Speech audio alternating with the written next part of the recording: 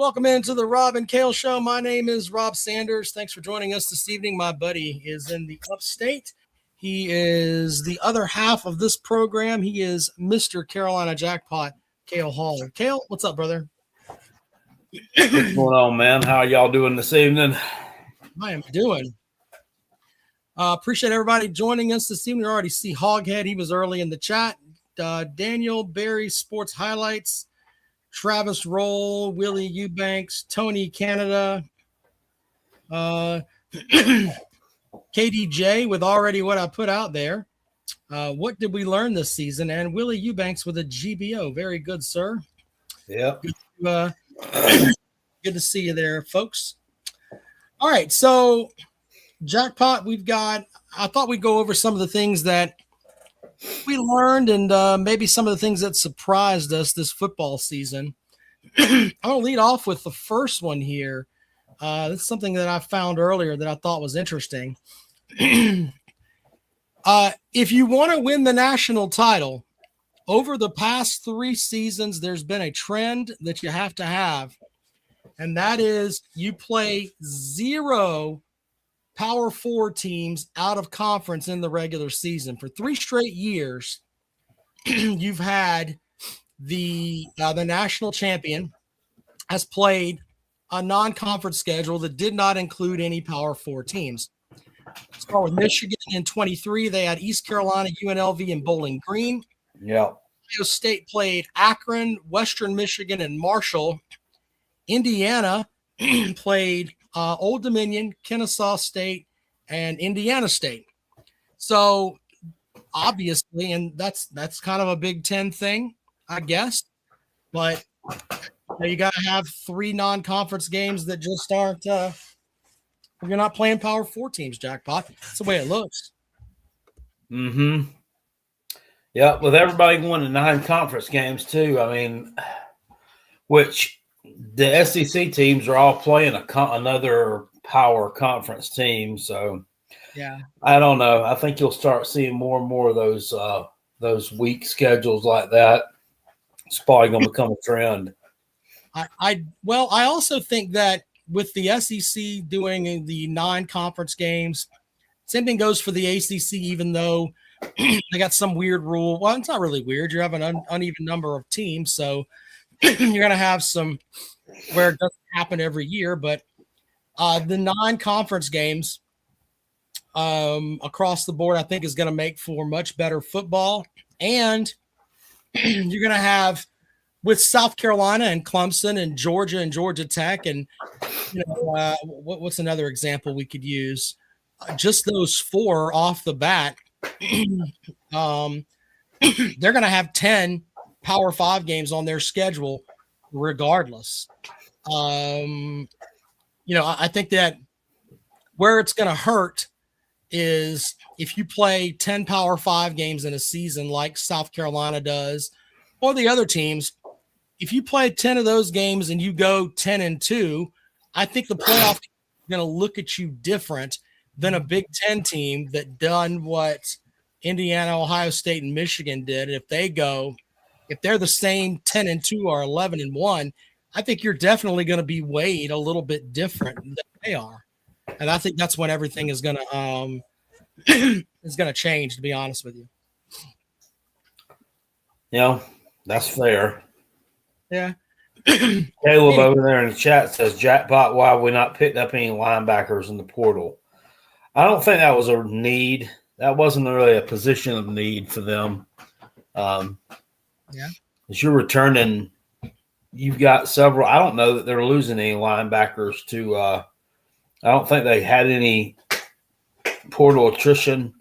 I don't think they lost any to being out of eligibility or anything like that. So just saying it wasn't a position of need for them. Yeah, well, maybe they can put some of that NIL money somewhere else. So we watched the game the other night, and Miami kept it close, but I never really got the feeling that Indiana wasn't in control. Did you? I did. I did some late in the ball game, and on that final drive, old Carson Beck completed a couple of passes pretty quick, and got them to midfield pretty quickly. And there was still a couple minutes left in the game, and Indiana had only one timeout left, and old Signetti went ahead and called it then, and I thought that was kind of a different but strategic type move. I said, well, he's doing that to kill the momentum because he can feel them. Right. I thought they were gonna score, but then after they came out from that timeout, it wasn't a couple more plays before he threw an interception.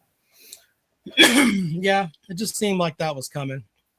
I never. And there were some points there when I thought Indiana was going to run away with it, but they never could. Yeah, that's fair too. I felt like on certain possessions, you could see where Miami had, I think, better team speed, but it just seemed like they were playing against more experienced, bigger players.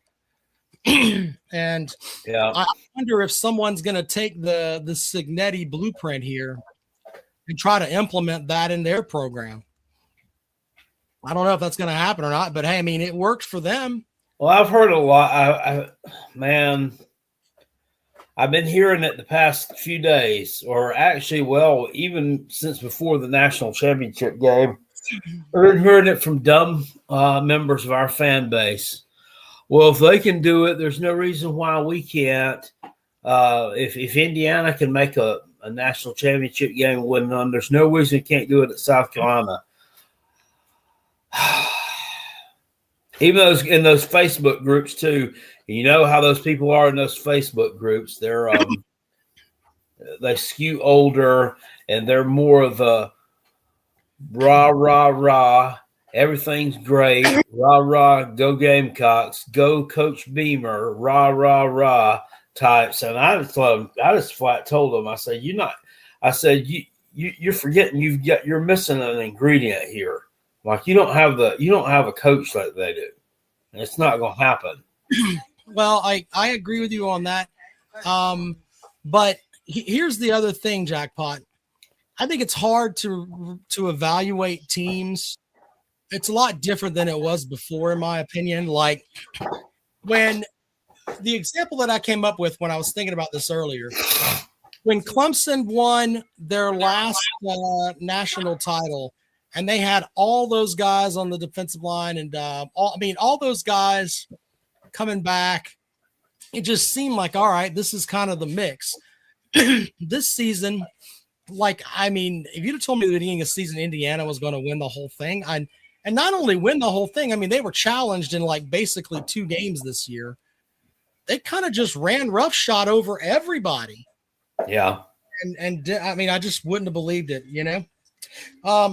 But the other thing that I learned is that you were talking about, hey, we've got X, Y, and Z guys thinking, well, South Carolina can do it. I think it takes more than one season to get you that way. It was the same way at Indiana. I mean, it took them another season, but the one reason why you have people that think that way is that you got people like Brandon Marcello who are putting out their way too early top 25. They have South Carolina at 25th. I'm not saying South Carolina may not end up the season as a top 25 team, but as of right now, I think that, we need to know a little bit more. The other interesting thing is right above them is the team that the Gamecocks played the first game of the season, Virginia Tech, who have been down for a while now. But if you're expecting me to believe that South Carolina can be better next year, how am I supposed to think that Virginia Tech is better than South Carolina when they really have been? I mean, Virginia Tech's been a shithole for a bit. Somebody has Virginia Tech ranked for next year? Yeah, and Brandon Marcello's top 25. South Carolina's at number 25. Virginia Tech is at 24. Good Lord. Who's their quarterback? I don't know. I don't know either. I mean, what? That's so dumb. Then you have, I mean, I can see SMU there. Okay, they got Kevin Jennings back. Maybe they'll have a good season. But number 22 is Penn State. I mean, you know, we don't know how that coaching staff is going to be the first part of the season. But they've got Penn State at number 22, and this is just one guy's rankings. But what I'm talking about is that people see this stuff on a major website in CBSSports.com, and they're automatically thinking, well, if this guy's talking about us, then maybe we have a chance. I think it builds hope for teams. And then all of a sudden, when you come out and you stumble to a 1-3 start, everybody's like, we got to get rid of this shithole so we can get us another new coach for next season. Just something I thought about. Chris says, I'm not on the fire Beamer train. I'm more of a, hey, the guy went 4-8 and has pulled more stunts than some coaches that went 8-4 with the coaching moves and the transfer poll and also the retention. Yeah, I get it. But I mean, he did the same shit last year. I mean, he's been good at retention and roster management. I mean, that ain't been the issue. It's been the in-game coaching decisions and the assistant coach hires that's doomed him, and the failure to hold accountable those until it's too late. But we'll see. Maybe he made the right moves this time. I hope he did. There's been like people kind of looking at it and said, look, they're like on even numbered years, he does good. On odd numbered years, he crashes and burns. Well, 2 out of the last 3 seasons have had a losing record. And that's something that he has to carry. 2 out of the last 3 has been odd numbers. Right.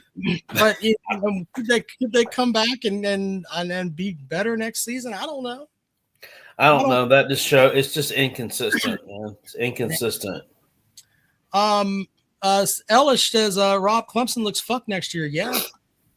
And the reason that I say that is because when I look at teams, right, and I try to think, all right, how are they going to do next year? The first thing I look at is returning production. Brown at linebacker. I think that's going to be a win. I thought they were going to do well with the Farrelly kid who basically in the middle of the night pulled a Mike Bobo and left. Yeah, but is he gone or?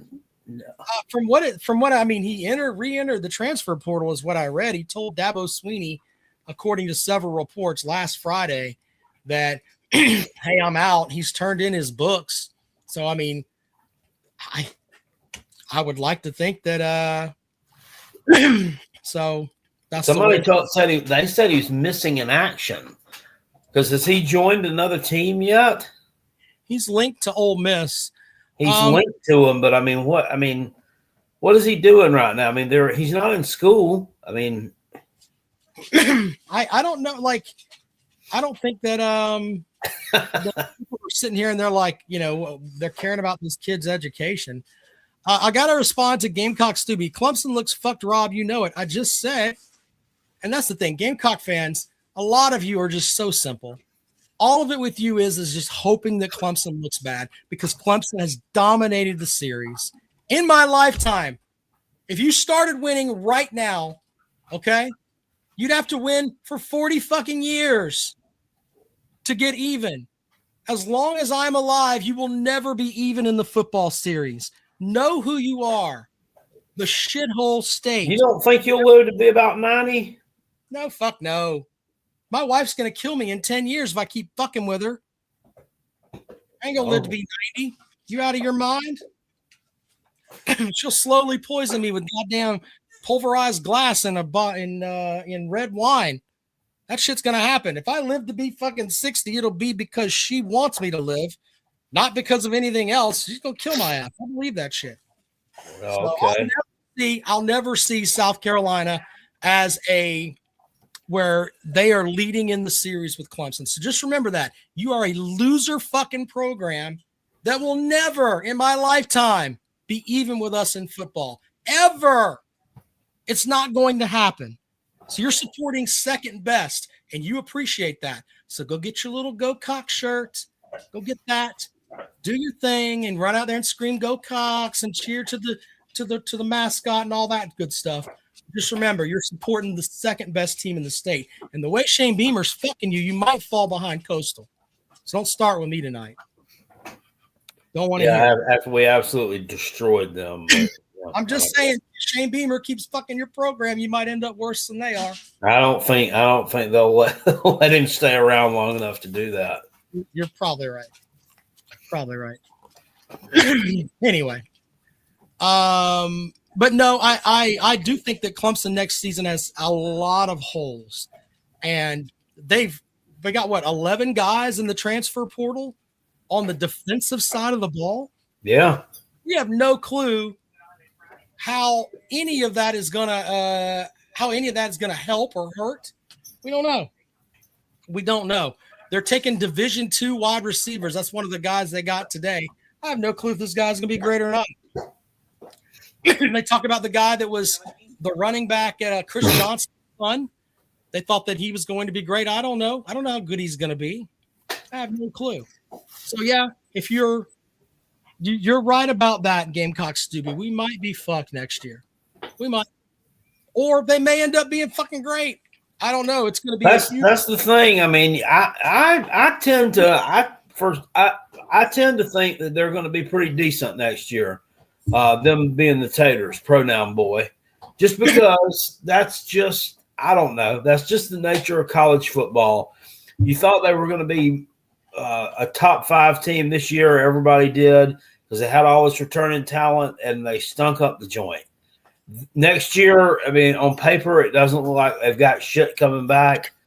They'll probably be good. That's just the way things seem to pan out like that.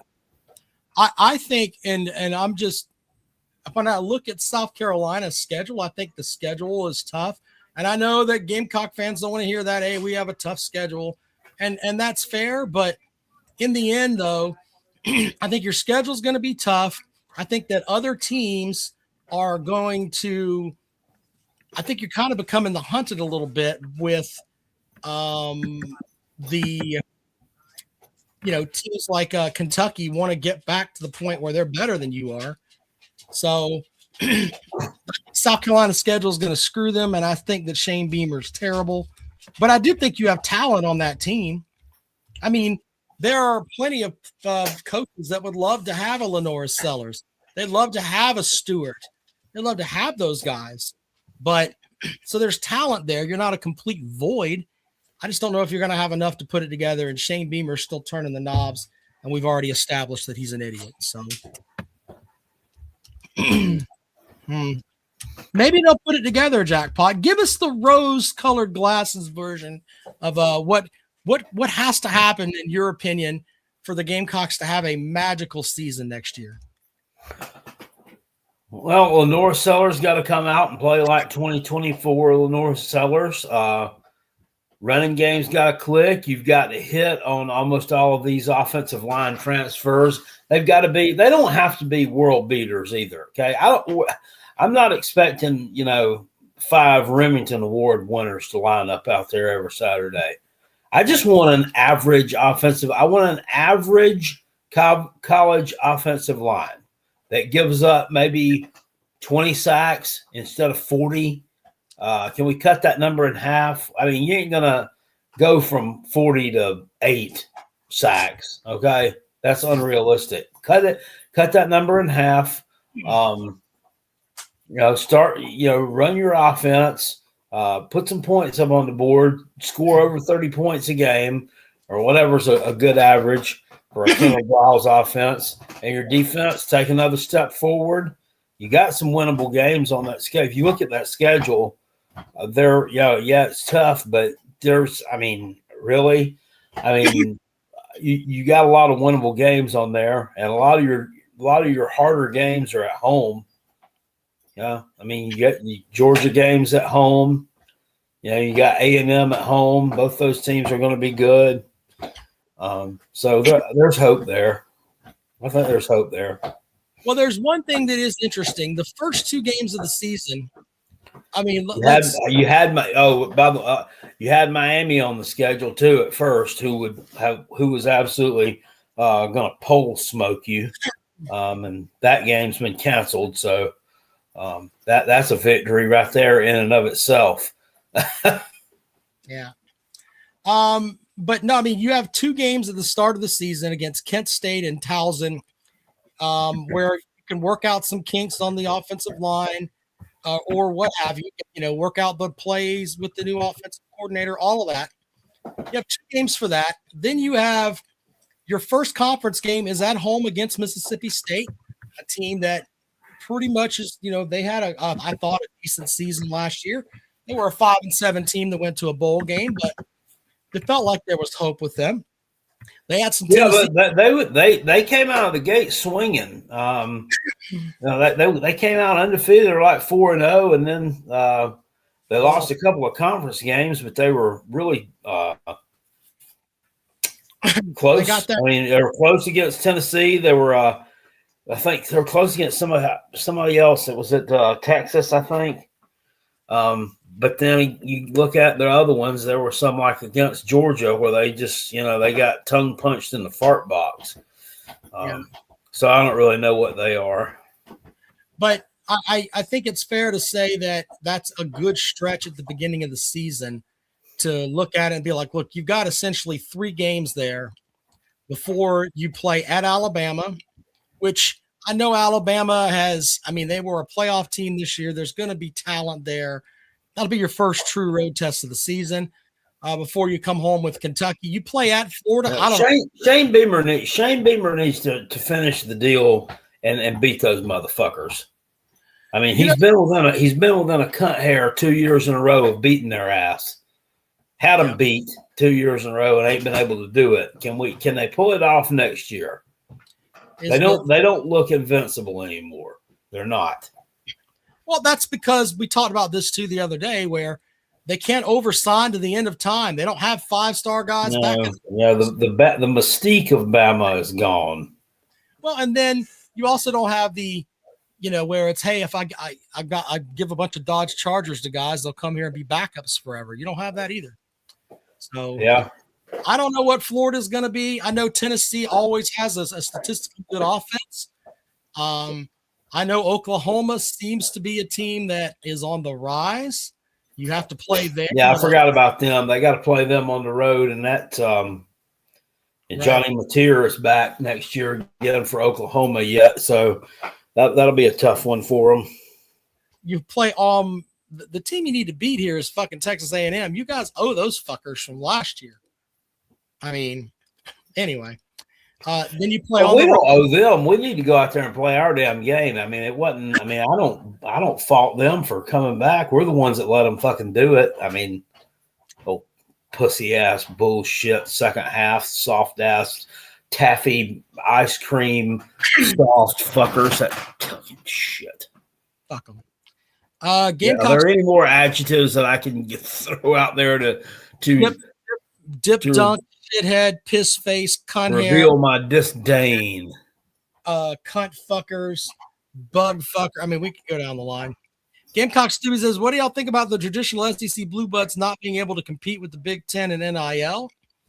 I mean, I guess I need an example. I don't think that there's an issue with money at. I mean, the majority. I don't know that they can't compete with them. I think it's they're not spending it in the right places. Mm-hmm. Well, I think that the majority of the SEC schools have their heads screwed on correctly with, hey, football pays the bills and we got to put the money into that. So I believe that. But some of those Big Ten teams are thinking that they could be the next Indiana, though, because Indiana was a shithole. Like, we go goof about shitholes. Indiana was fucking terrible. Big time. Long time. They only won 3 bowl games in their history.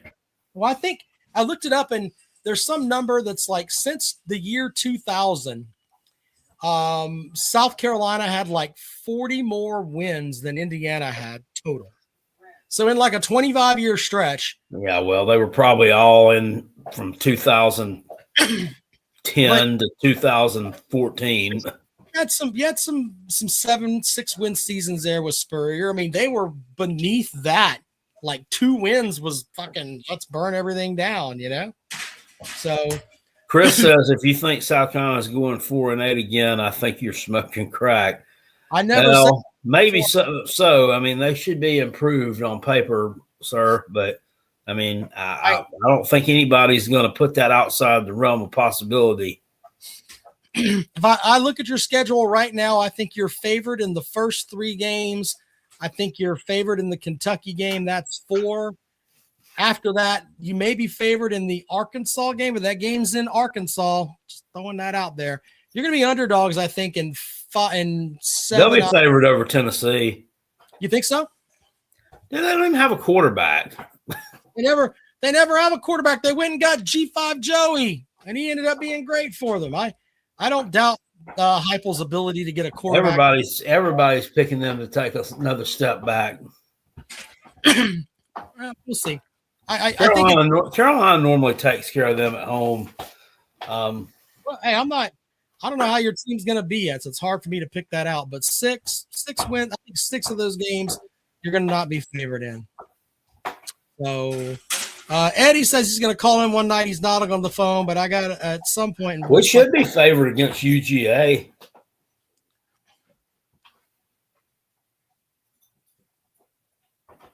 Okay. Seriously. Should be. You think you'll be favored against UGA for senior day at home? Mm-hmm. Not buying that, sir. I could buy time to make Carson or whatever his name is, Gunnar Stockton. Time to make him pay. Hello. Yeah. Well, I mean, when I look, games that I'll think you might be favored, I'll give you Arkansas. This place, bitch. Well, for the bookcase of accountability right now, I think I'm going to give you the games that Gunner's going to walk the dog. Gunner ain't going to do shit. He's going to get his fucking ass tore in half. Do what now, Rob? I was just saying, I think that there's the games I think that you'll be favored in for the upcoming season. Hoghead gave us a $10 super chat. Thank you. Indiana has 5 losses to Ball State since 2006. Oh my God. Yep. Kent State. I think Ball State might be dominating that series. They might. I'll have to look it up. So I think you'll be favored against Kent State, Towson, Mississippi State, Kentucky, and I'm going to give you Arkansas. I think you'll be favored in those games. The fact that they've even played Ball State 5 times since 2006 is pretty telling. Well, yeah. Well, I'm looking it up right now. I didn't know it was bad. So let's see here. Anyway, that's kind of how I look at that. Did you know the other night when they won the national championship that's the first time since Steve Spurrier's 1996 Florida Gators that we've seen a first-time Natty winner? Did not know that. That's pretty cool. Yeah, everybody else that's won that entire 30-year stretch, that was at least their second Natty. So I'm looking at Ball State, and according to Wikipedia, they're Indiana's 7-3 against them. I don't know what you're looking at there, Hoghead, but Wikipedia says they played 10 times, and Indiana has 7 of them. So that's still bad. When was the first game played? First game was played in 1997. The last Ball State win. Ball State had a 3-game winning streak. 2008, they beat them. Seriously, I'm reading this. Beat them 42-20 in Bloomington. So they went into Bloomington and won by 22 points. They went back in 2011 and beat them by a touchdown. Then they beat them by 2 points in 2012. So they have had at one point a 3-game losing streak. Maybe he meant maybe it was just over just MAC teams, period, or something. Yeah, I don't know, but that's pretty impressive though when you stop and look at it. So we don't argue with hardware here, though. You gotta respect what Indiana has done. They're not only are the national champion, they are our national champion because they've earned it. So we don't argue with hardware. All right, Jackpot. Let's bring people into the show. Last night, Clemson lost in hoops to North Carolina State. I just want to put this out there. It seems like, I don't like Dave Doran. I don't like fucking Will Wade either.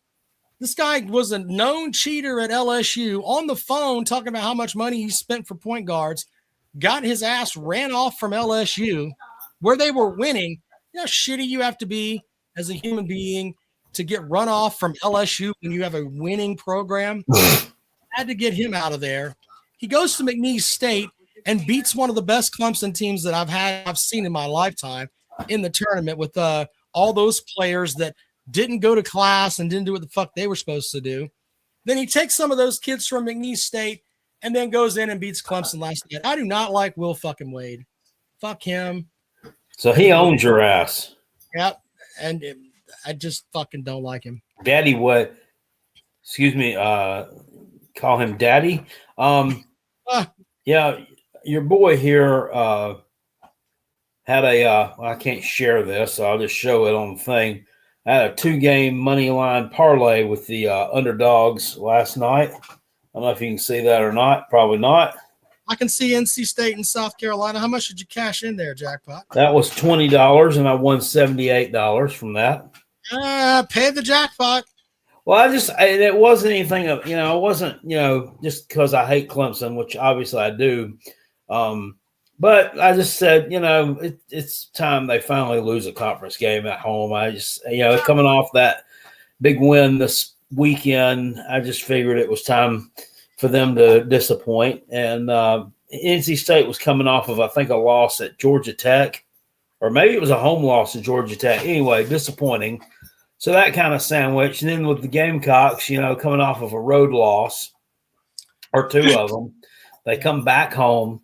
And then you had Oklahoma, who was coming off of a loss at home, albeit they pushed Alabama to the brink. And Alabama was ranked. And then you got to travel to South Carolina. And I just figured that was a recipe for an upset, too. And damned if I wasn't right. There you go. Jackpot getting his thing done there. Anyway, that's what's going on in the world of hoops there. Baseball season's not far off. Real quick, Jackpot. Andrew Jones is going into the Hall of Fame. Thank God. One of the best defensive center fielders ever, and is going into the Hall of Fame. So to him, I mean, he's been eligible for a while, hasn't it?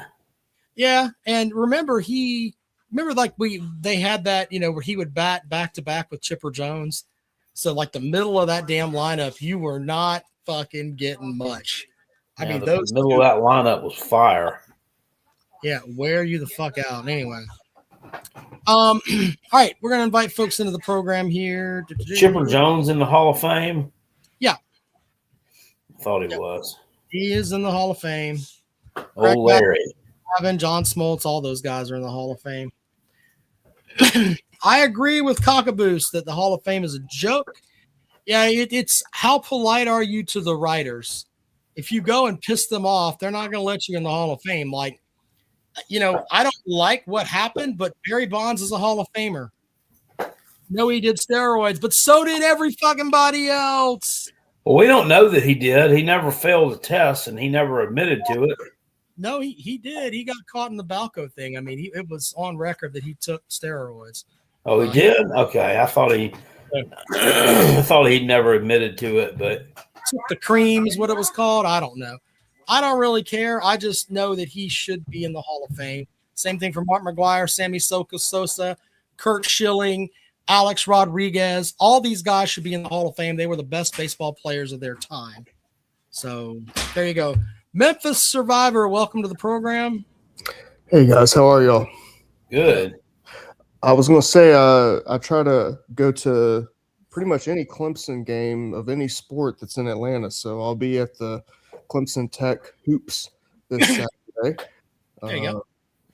Of course, I'm a Tech fan, but I'm also a Clemson fan, so it's a weird vibe. But I went to the football game and I went to the baseball game last summer, so I try to go to all of those. But I guess I ended up rooting for both teams, which is kind of weird. But yeah. Cool. Like, what do you like when you go to a game? What do you? I know this sounds silly, but what do you? Do you just like I'm gonna wear a Clemson polo this game, or I'm gonna go wear a when you flip a coin? How does that happen? Got it, man. I literally end up wearing like a Clemson shirt, Georgia Tech hat, whatever, right? And I literally am just like, I don't know. It really depends. Like, I think in hoops that right now I'm probably going to pull more for Clemson because they're doing a lot better than Tech right now, and I'm kind of a little upset with Tech hoops right now. They got to get rid of Stoudemire. He's just not good.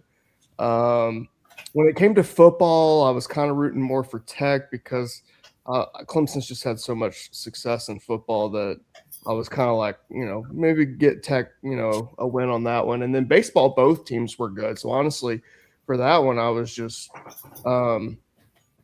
kind of hoping for a good game. So that it just depends sport to sport, kind of where I go.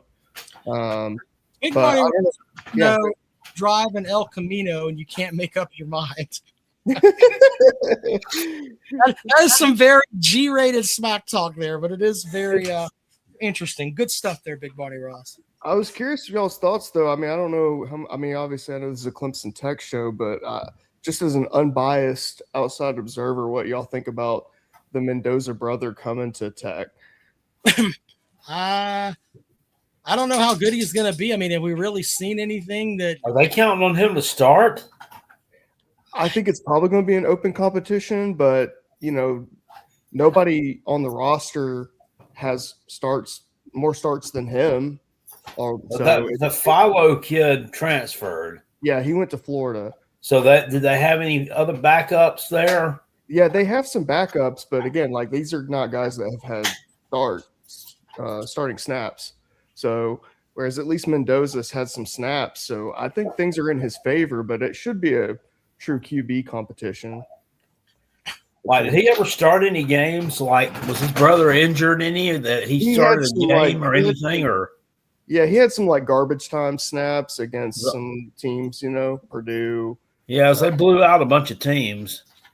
Yeah, so I don't know. I mean, if you're counting like garbage time snaps, but pretty much that was the only place where he kind of had some play time there at Indiana. I just can't believe that. I can't believe Georgia Tech lost that many transfers to Florida. That's kind of disgusting. I just don't know what Florida's ambitions are. I mean, like, what you want to be 8-4? I mean, I just don't understand. I mean, that'd be a hell of an improvement for them. Yeah, I mean, if you haven't had a winning season in forever, then maybe you want to be Georgia Tech. Well, Georgia Tech had good players. I mean, they're taking a bunch of players on the offensive side of the ball, which that wasn't Georgia Tech's issue. Their issue was defense. Mm-hmm. So, I mean, I get it.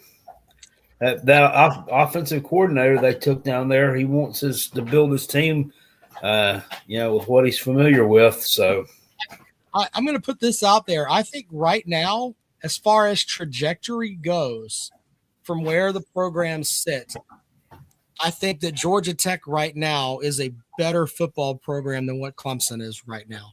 As far as the trajectory goes. Now, if we do a 5-year window, you've got to go with Clemson. But I'm talking about trajectory right now. If things stay the same way that they are, I think that Georgia Tech right now is better than Clemson. I don't know, Rob. It seems like their roster is going to be kind of fucked next year. I'm going to be completely honest with you because Georgia Tech has to go to Clemson next year. I think everybody's roster is going to be fucked. I mean, that's a common thing now. The idea of knowing what you're having coming back is fucking not going to happen. We have to give Shane Beamer credit because he managed to keep Stewart and Sellers there, his two best players, in my opinion. And look, I mean,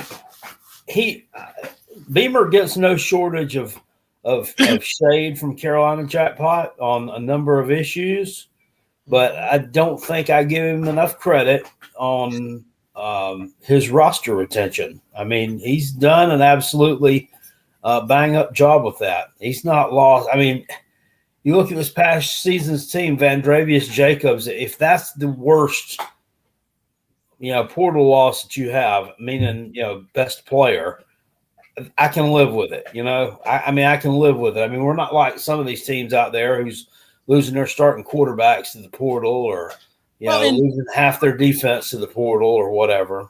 Right. Look at the upstate with Clemson. Khalil Barnes is going to be a preseason All-SEC player. There's another bookcase of accountability thing. He's going to be that good at Georgia. He's that good. I just hope he doesn't fall asleep with a pistol outside somebody's house. And if he does, then Georgia's a lock for the national title. He's liable to get arrested down there. He's going to beat up his girlfriend or speed. That's what happens when you go to Georgia, right?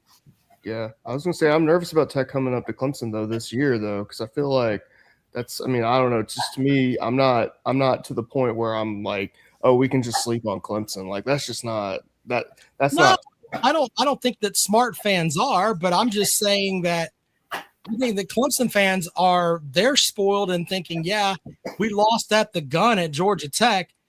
The Clemson teams from the past 10 years, none of that shit would have ever happened. Right. Think about that. The last time you beat them, they had old Pick Six Stout out there, got injured down there at Bobby Dodd, and Clemson didn't have Watson got injured. And, Pick Six Stout screwed them, and they ended up losing that game. But Clemson's dominated the series since then, and a lot of them weren't really close. And, Clemson fans think they went in there. Yeah, Georgia Tech had a lot of bad teams during that time, too. Yeah, that's true. I was going to say, that encompasses the entire Jeff Collins era. Oh, God. He was an awful coach.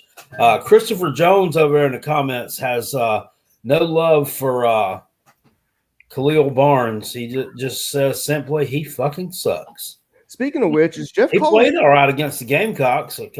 He was the one who had the fumble return a couple of years ago, if you'll remember that. Is old Jeff Collins still at South Carolina, or is he out now? What's that? Is Jeff Collins still at South Carolina now? Yeah, he's on the defensive staff. He's like an analyst or something. Okay, yeah. All right, well, I say, I don't know. The only question I had is if you look 5 years down the line, I mean, I don't know. Oh, sorry. More important question. Who is the QB at Clemson since Cade's out now? I mean, what's the outlook on that? Christopher Rosina, I think is his name. Okay. I don't know how good he's going to be. I mean, I wish that I could tell you that I feel all wonderful about him, but like everybody's like, oh, he played well in the SMU game. SMU had one of the worst secondaries in college football. He needs some against them. And they still. Well, I mean, he's next in line. I mean, he's the one who should be groomed for that position and be ready to take over it. What is it with everybody now that everybody's going out and getting these portal quarterbacks? Tennessee's got the same disease. I mean, they're next in line. They should be your starter. They should be groomed and be ready to go. Everybody thinks that, well, just because all these teams, this is going out and get a transfer portal quarterback, I got to go back and get me one too. Christopher Vazino will be just fine. I think he's going to be a pleasant surprise for you folks. Now, I'm not trolling. I mean, I wish I had the confidence that you do, Jackpot. Well, I mean, Dabo and his staff recruited him for a reason. I mean, I don't think he's, just garbage. Yeah. I would like, but here's the other thing too. What quarterback are you going to go and get in the system? At this point, you know what I mean? all the lag. Everybody's like, oh, the big talk was Lagway is going to come to Clemson because he was down to Clemson and Florida for him. Do you really want DJ Lagway? As many interceptions as that douche threw? I don't think Lagway would have been a good move. Yeah, I think he's. I think he was way overhyped. I could have seen Calandria from UNLV being good at Clemson, but yeah, well, he's got ACC experience too. Yeah. All right, I'll get out of here. Appreciate you, buddy. Thank you, sir. Man. Can't find this comment back here, but somebody was in the comments here alluding to old Sports Talk Jay, which he's talked about it in his videos a lot about this George McIntyre kid who was like a 4 or 5 star that's probably going to end up being their starter next year, and how it's going to be a first year starting quarterback, but he's going to be like a redshirt sophomore. He's like, he's like, he can't put on weight. He's an ectomorph or whatever, damn body, whatever he calls it. I'm not a biology major, but he's one of whatever. There's an ectomorph and an endomorph, whichever one's the one that can't put weight on. And he's just not going to be able to hold up to getting, hit by those SEC defenses. Dude, I mean, everybody's defense hits hard. I mean, it ain't just the SEC defenses. I mean, these are all big boys. Trevor Lawrence, like we said, he was like $188 when he started at Clemson. Yep. Come on, man. I don't know, man. I think a lot of these guys that, if they just take the goggles off for a little bit. If you got a decent offensive line, you should be able to protect him. I mean, the way the Tennessee offense is set up, you should be getting the ball out quickly anyway, or handing it off. Yeah.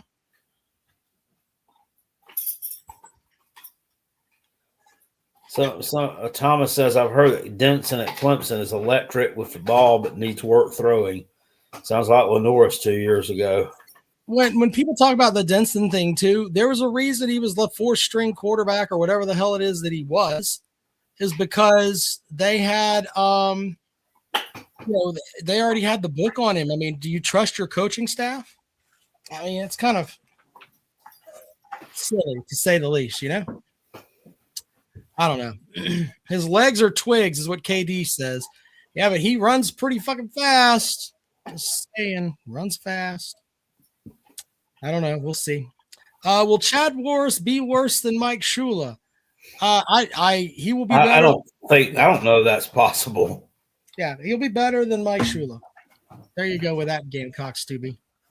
Well, I mean, Chad Morris has at least called plays in college. I don't think Mike Shula had any called plays in college. For a long time, yep. Yeah. I mean, his only college experience, I mean, he'd been a head coach. Right. But, yeah, so. Well, I caught hell from some people because I said that, you're bringing a guy in who hasn't called plays in college in 10 years, I think is what was some magic number like that. So, yeah, I mean, now also on the other side, Morris didn't even coach last year. He just went and watched his kid play. So he's been out of the grind of, so he was able to absorb some things. Yeah, I guess so. I don't know. I don't know. I don't know how well he's going to be. Jackpot, did you see where Freddie Kitchens is now on the staff at Clemson? I did not. Yeah, he got hired as like an analyst up at Clemson. He got fired from his job, wherever the fuck it is he was. I can't remember. Oh, no, he was North Carolina's offensive coordinator. That's what I remember now. I remember reading it. And then Chris says Morris was at Virginia damn bear every day. Yeah, but he didn't have a role on I think he's trying to say damn near every day. Why is that? Because his son was the quarterback there? Son was the starting quarterback. I mean, unless he was like working with the staff as an analyst, but it wasn't on the books. Now he's gone from fucking – now he's trying to run the offense for – I don't know, man. We're going to see how that works out. I don't know if him and Dabo Swinney can get along because people seem to forget how chippy they were with each other. And look, let's be honest about this too. He helped lay the ground for the Deshaun Watsons and all of that, and he should get credit for that. But let's not forget that under Morris, they didn't really win anything. They didn't win shit really until he left. They couldn't get over the hump against South Carolina. his offenses where basically, I mean, he got his ass handed to him in the South Carolina game on several seasons because of the way they played their secondary. If you go back and watch that stuff, none of the shit he had worked. Well, I don't think he had. I think your offensive lines weren't that great. Yeah. When was his last season at Clemson? Last season at Clemson. Let me look that up. I got it right here. I'll look that up. His last season there was, I think, Deshaun Watson's 2014. And I think he did beat South Carolina in 2014. 2014, but that was the year Deshaun Watson went out there with a torn ACL and played, which to this day I'm like, what the fuck? You know? Well, that was Dabo. I mean, he was bound and determined to beat South Carolina that year. He wasn't going to not beat them. He was in the frying pan over that. You know what? I can't really argue against that because you're right. You're absolutely right. So, I mean, Steve Spurrier. And I thought we were going to win that one too. The way it started off, we drove right down the field and scored first in that game. I thought it was going to win it. Do you remember who scored the first touchdown in that game for the Gamecocks? Davis. Pharaoh Cooper. Oh yeah, Pharaoh Cooper. Yeah, he was good too. But hey, I don't know if they're going to get along. We'll see. We shall see. Josh is going to join the program in a second here. We're waiting on him to connect his devices. KD says if he loses that game and Spurrier quit mid-season, he might have gotten canned. Maybe. I mean, those are things that are out there now that we don't know for sure, but maybe. That wasn't the same year that Spurrier quit. That was the next year. Spurrier quit the next year when Tommy Beecher wouldn't play, and it was bad. That was a horrible way to get out. Tommy Beecher. Who was You're thinking about a bunch of totally different years. Yeah, I'm pretty stupid. You're right. Nunez was the quarterback the next year. That's right. Nunez, Perry Orth, and Connor Mitch was the one that started off the year. Wasn't Chris Smellion a part of that too? No, Chris Smellion was like an 08. I'm really off tonight. Games. I mean, they're all a bunch of fuckos. I mean, it doesn't matter. I mean, Spurrier didn't like fucking any of them. Brandon McElwain. Yes, Brandon McElwain. There you go. He was the next year. On there. Joel C with the super chat. I just want to know that Clemson's offensive strategy is going to be.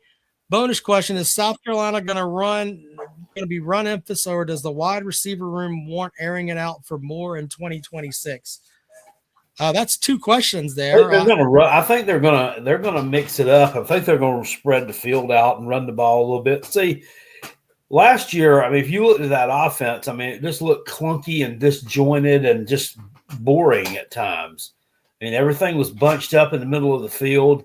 I think they're going to spread the field out this year. They're going to run the ball a lot and hit you with some quick passes, kind of like somebody else's offense I know a lot about that they claim we're stealing their offense.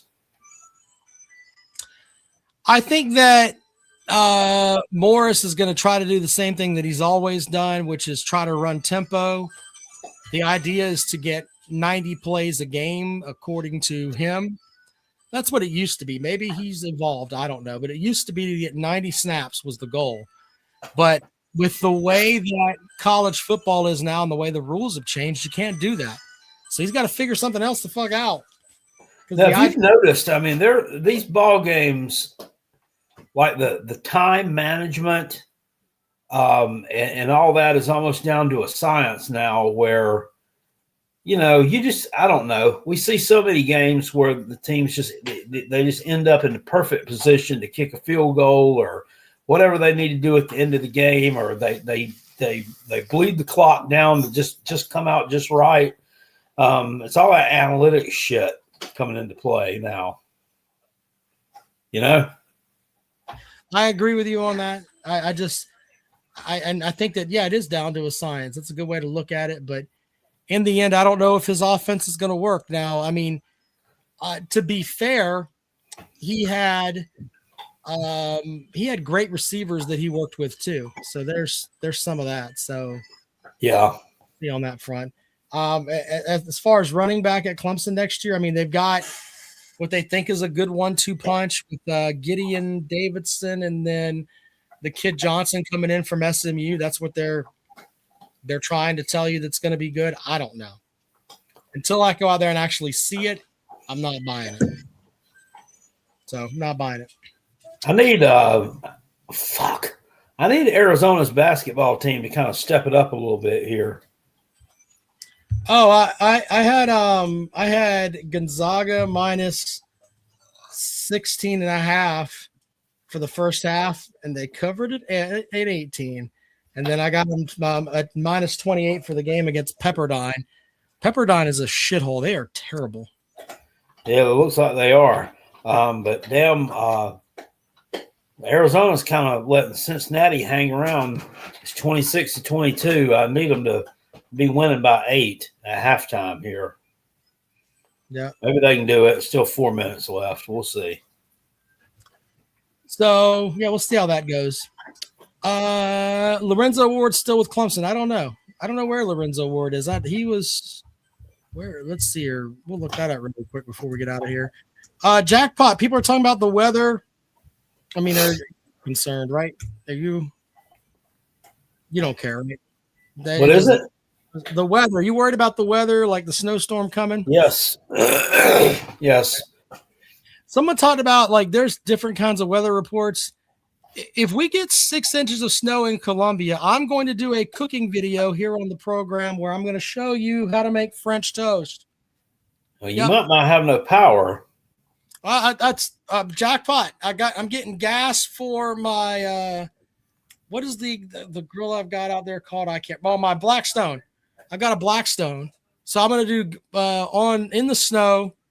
I will wear I've got a Bobby Boucher jersey. I will wear that in the snow and cook some French toast on my Blackstone if we have no power.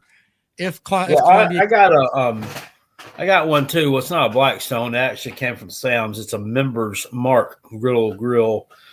But I'm going to plug that up and use that. I'm staying and watching my little dogs this weekend.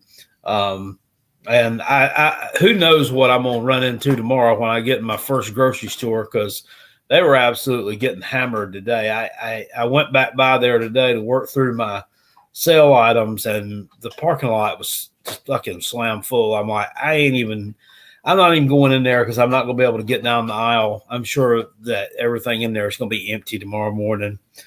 Well, good for the tater chip sales, though. I mean, everybody's going to. It's good for the tater chip and sales, but probably if all goes what they're saying, I probably won't be able to get out on Monday. Yeah, to work, because I mean, if we've got an inch or two of ice, in addition to maybe not having any power, I mean, you're talking about I ain't taking that truck out on that shit, man. So, well, it's not worth your life, I think that's the big thing. Well, I mean, it's not. I mean, it ain't that. I mean, it's just. I mean, I'm not taking that. I'm not putting that thing in the ditch. Can you imagine trying to get that out? Yeah, fuck all that. Dangerous too. It'll be. That's what I'm saying. If we get the 6 inches of snow, that's what I'm going to do. I'm going to sit outside in a Bobby Boucher jersey and cook French toast here live on the program. That's what I'm going to do. Right here, as of right now, we're getting called for, on Saturday. It's calling for wintry mix, and it keeps changing. Yesterday, I was looking at it, and it said 6 to 8 inches of snow. Now it says wintry mix. And on Sunday, we're showing snow less than an inch, but the wintry mix is 1.15 inches. That wintry mix, what you got to worry about, brother. That wintry mix will be a booger.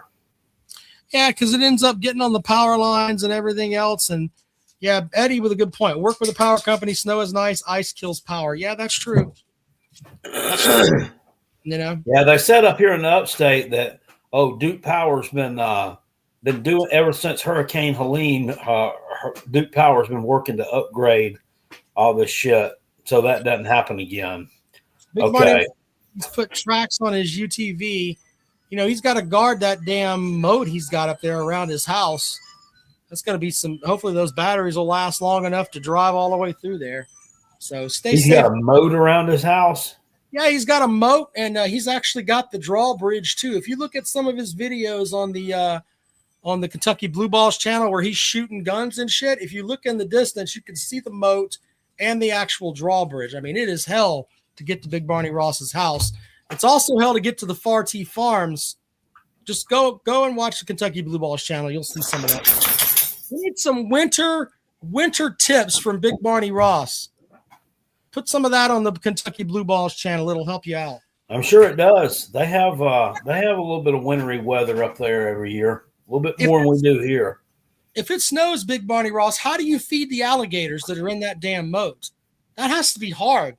I don't know how he does that shit. Big Barney Ross is fucking MacGyver and I don't know, whoever else mixed together. He does all kind of shit. He ain't got no alligators living in Kentucky. He does. Look in the damn. I saw it on the Big Barney Ross channel, on the Kentucky Blue Balls channel. It's right there.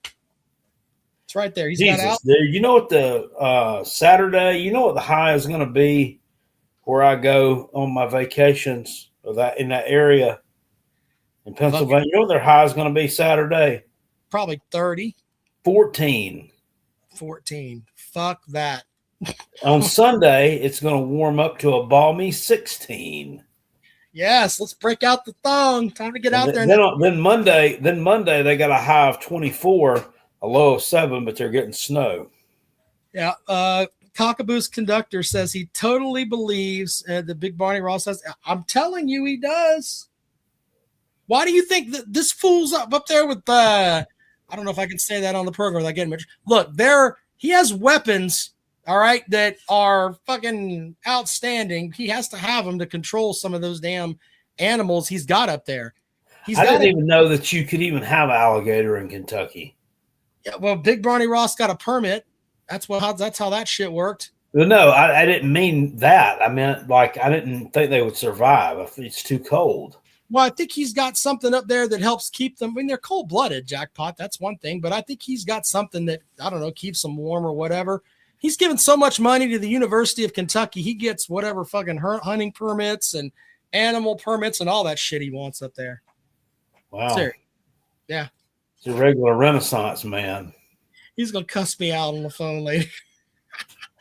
All right, Jackpot. I hope everybody stays safe. You got anything else you want to put out there on the program this evening?